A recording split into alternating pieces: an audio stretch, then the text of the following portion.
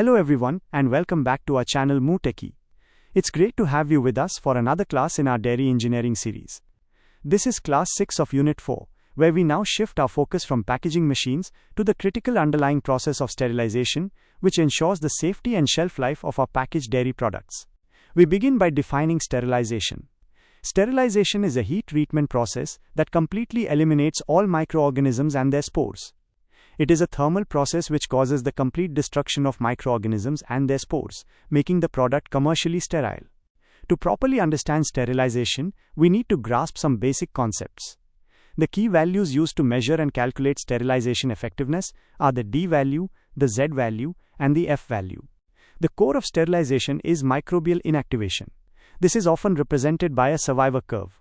The survivor curve is a graph that plots the logarithm of the number of microorganisms surviving a heat treatment at a particular temperature against the heating time. The rate of microbial death can be described by the equation dN dt equals Kn. In this equation, dN dt is the rate of death, N is the number of viable cells present at time t, and K is a proportionality constant specific to the microorganism and temperature. Microorganisms do not die all at once.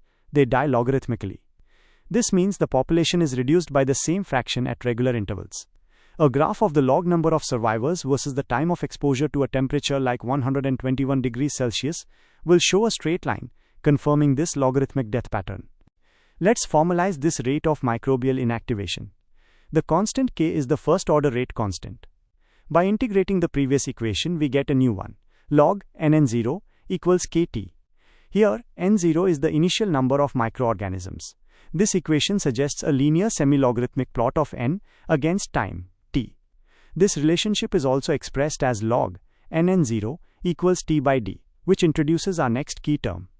This brings us to the decimal reduction time, or d value. The d value is the time required at a specific temperature to kill 90% of the microorganisms or spores in a sample. It is calculated using the formula d equals T2-T1 by log n1 log n2, where n1 and n2 are the number of survivors at times t1 and t2 respectively. On a graph of the log number of living bacteria versus time, the d value is the time interval needed for the line to drop by one log cycle. Another important concept is the thermal death time, or TDT.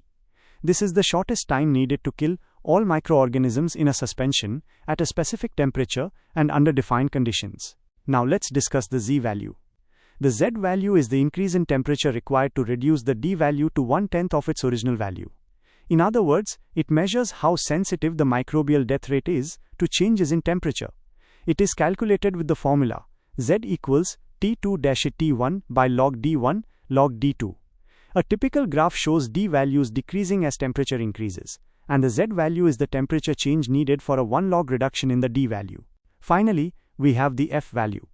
The F value is the time in minutes at a specific temperature required to achieve a certain reduction in a population of spores or cells.